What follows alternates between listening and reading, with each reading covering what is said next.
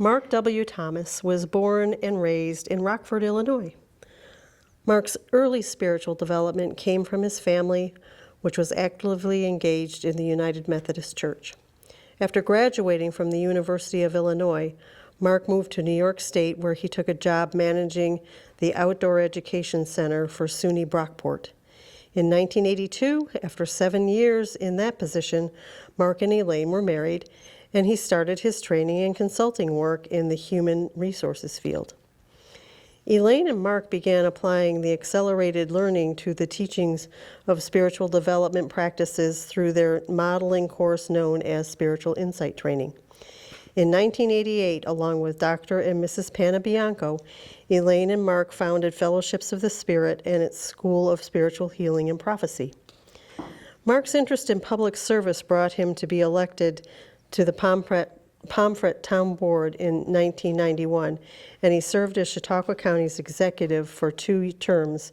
In 2007, Mark returned to his original career as the director of the Western District of New York State Parks, retiring from public service in May of 2018. Over the years, Mark's passionate desire for spiritual development has brought him to study Vedic, Taoist, Buddhist, and mystical Christian teachings with a variety of teachers and writers from around the world. He currently lectures at various spiritual communities and continues to teach classes in advanced meditation practices at the School of Spiritual Healing and Prophecy and to its graduates. So I give you Mark Thomas.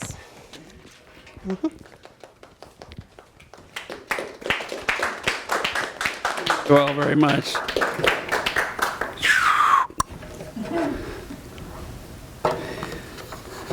Movement of Spirit is our series we're in right now, and it's a pleasure to talk with you about that this evening.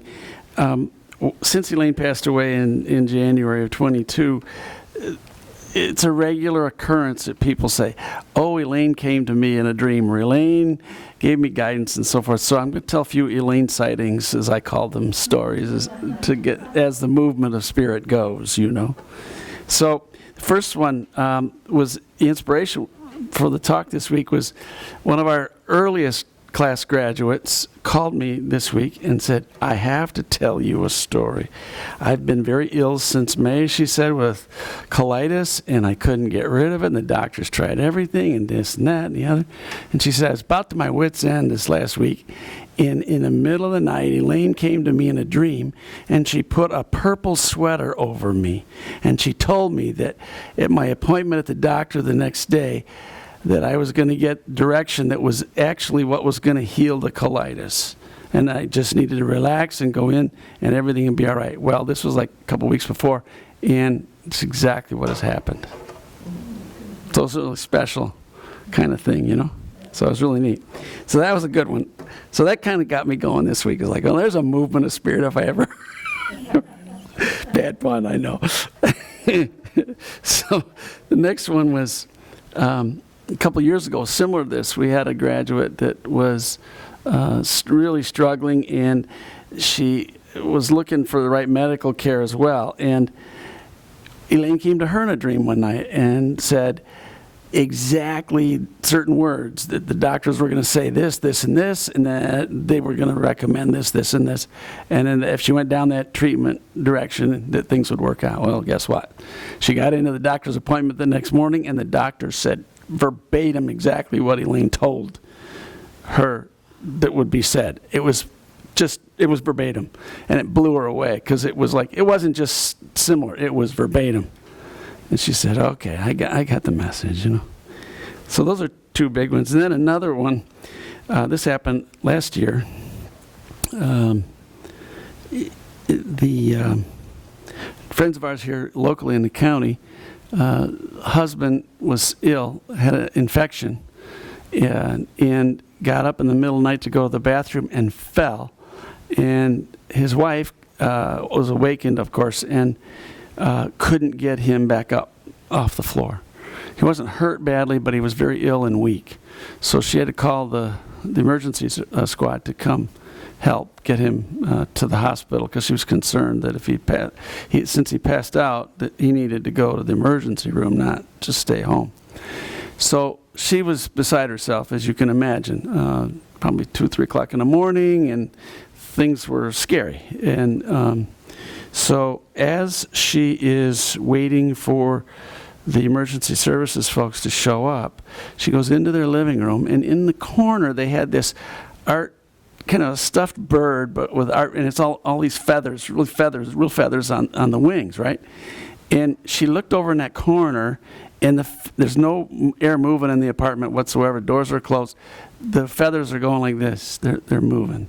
She goes, "Oh my God, am I seeing things? Something wrong with me too?" She looks over again, and they do this again, you know. She goes, "Oh, that's Elaine." And right away, she knew it because she just felt Elaine's presence, you know. And then she got right after that, she got, everything's going to be okay. It's going to work out all right. And it did. It worked out just fine. So those are some of the, kind of serious, heavy ones. Angie, when she's prepping to get lessons together for the school, Elaine shows up and says, "No, you're going to talk about this, not about what you're planning. They need this. Talk to them about this." Still on the job, still going at it. Angie appreciates it, It's like, "Oh, yeah, okay. Thank you, Elaine." And then last spring, I was visiting my sister in Ohio, and she was in her condo, and we were sitting around her kitchen table telling Elaine stories, right? And the light above us, above the table, the dining area table, had a fan, and it had a remote control, right? And the remote was sitting across the kitchen, nowhere near us. All of a sudden, we're telling Elaine stories and laughing and carrying on a little bit. Then that light and the fan shut off. It's like, "Okay, Elaine, we get the message." Elaine gets up, my sis, and goes over, turns it back on. It stayed on after that. But, it's like, everybody talks about these kind of stories. Another time, last winter, and it was February, right after she passed, I was taking my truck down to get it washed at one of the car washes downtown. And I reached into this little coin box thing I have in my console of my pickup truck to get coins out to put in the car wash machine, right? Yeah. So I don't generally put pennies in there, right? Well, Elaine and her dad had this thing about pennies from heaven, right? A lot of people do, but they had this thing. So I reached down in to grab the quarters out of that thing, and right on top, there's a penny. And you know what the date on that penny is? Our same year we were married, 1982. I go, "I got the message. Elaine, you thought you'd hang out with me in the car wash." So anyway, just funny things how that happens. But there's, in each of those circumstances, there's an innocence of the moment. You know what I'm saying? It's like Spirit comes through at times when either we're asleep and our guard is down, or other times we're not paying attention, and then they drop something on us. So drop a penny on us, metaphorically or literally. They'll let us know, yeah, they're here, they're around. And it's kind of fun on certain levels. Sometimes it can be unnerving for people, but the bottom line is like I know with Elaine, but with most of those kinds of things that happen, they're not to be scary. They're to let you know there's somebody that loves you, and they may not be here in a body anymore, but they definitely still love you, and they're letting you know they're looking out for you. They really are. But tonight I want to speak on a little deeper take on Spirit's movement. Because we could all tell stories like this, and probably have a lot of fun telling them. And it's great. And it's enlightening on certain levels, too. There's a couple of things that I want to talk about this evening in kind of in a background way. First of all, if we look at, as I see the divine source of all life, it's unmoving. It is transcendent. We can't experience God in any, or whatever you want to call it, in any way other than through our own lenses, through our own experience, our own knowledge, our own wherever we are at any given moment, and that does evolve throughout a whole lifetime as well. So I wanted to touch on some of the definitions of that kind of that divine presence for a minute. In both Aramaic and Sanskrit, the term, when it's translated, is identical. So that's from India and from the Holy Land, or the Middle East in the Hebrew traditions. But in Aramaic, the word for the Godhead is Ithia. And in Sanskrit, it's Ishwara. They're very similar in terms of how they come off the tongue. But when you translate both of them into English, now these are two different cultures. They're both Eastern, but they're two very, very separate cultures. It means the self-existent one. The self-existent one. So how do we get from this profound beingness, this profound oneness, this profound stillness to movement? Aha, there's one word I have for you. And funny you should ask. Spirit is movement. In the Vedic tradition as well, you have that self-existent one, and the first thing that springs forth from that is spirit, not matter, but spirit. In Sanskrit, the term is Purusha. And in the Aramaic, the first thing that springs forth from the self-existent one is Ruha, or spirit, which is also breath. Spirit and breath. Movement in all cases. It's always the message and movement of spirit is with us. And it comes from that single source. So how do we express being, that beingness, into doingness in our lives? And we do that in a lot of ways. Sometimes they sneak up on us. We know so little about life before we're born and life after we die. There's a veil on both sides of this human existence that is most difficult to penetrate. And when we do, we're doing it from a very human experience of the whole universe way of looking at it. We have a lot of folks who have gone through what they call near-death experiences, and they come back with stories, and there's a lot of similarities in those stories. So, and it's not because they knew somebody else or they knew anything about this. The similarities are real. They're very real, and they're very telling in certain levels. But you need to remember, they're all through our human lenses, our life experience lenses laid upon that experience. Because how do you relate to it and then how do you talk about it? And sometimes that's hard even to put in words what they experience.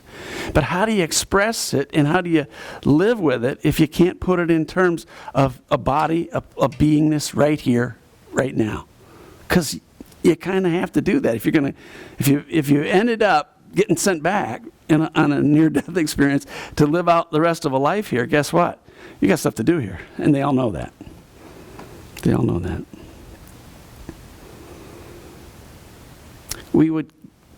One of the things about our not knowing what's on the other side of the veil really, either side of it, is because I'm going to tell you a dirty little secret about us humans. We'd game it.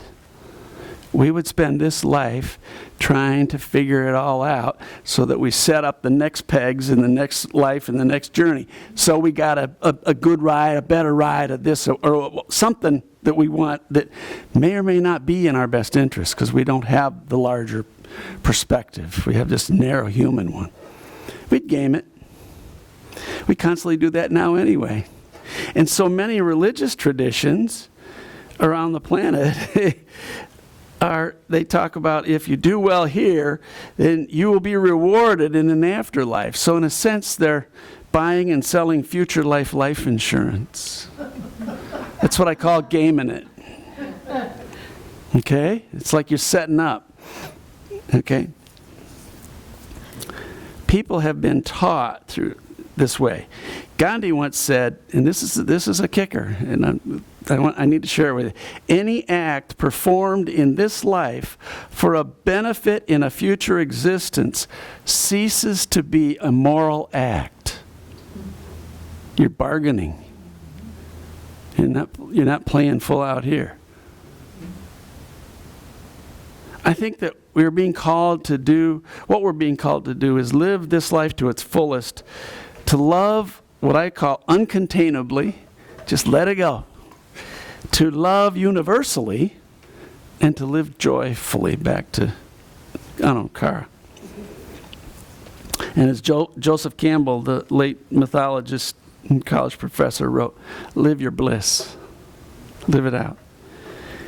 That impels us, and it can compel us to allow the movement of spirit to direct more of our path's adventure. To align ourselves with the Spirit of God is to align ourselves with that source, with that self-existent one.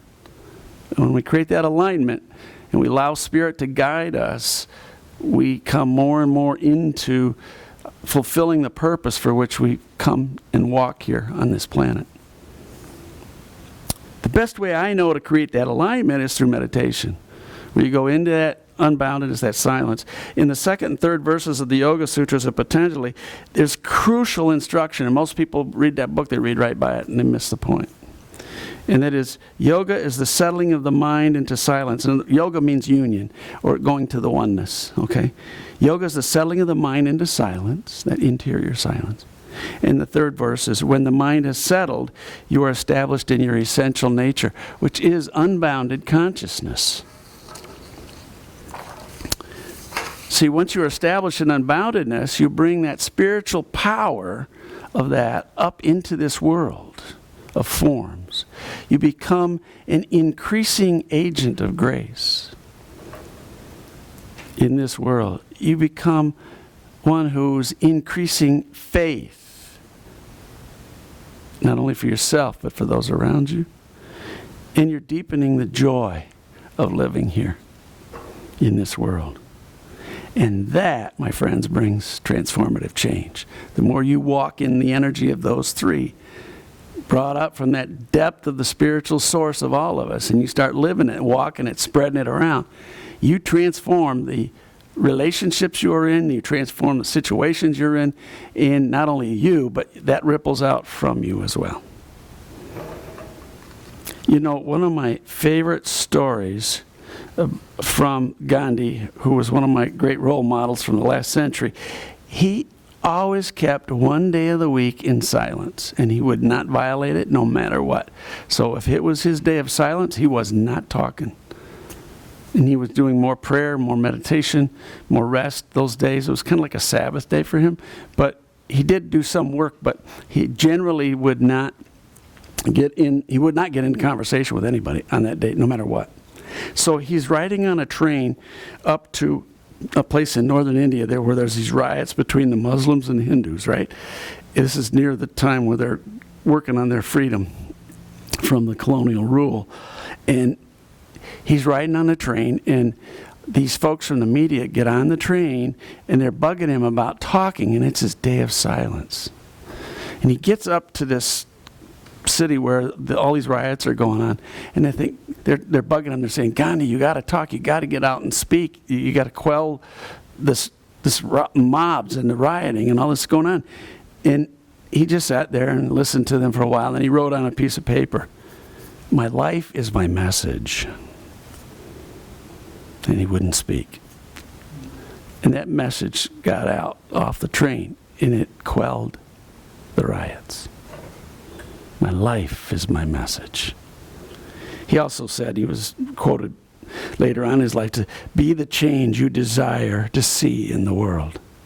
You know, may we all align deeper with the source, that self-existent one, and allow the movement of spirit to challenge us, to challenge you, to guide you, to inspire you, to love mercifully, act justly, and walk humbly, as the prophets write, all the way through until the end of this life, when you step through the veil and the next leg of your glorious journey begins.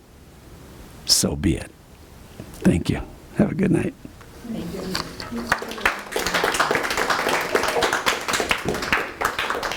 Thank you, Mark.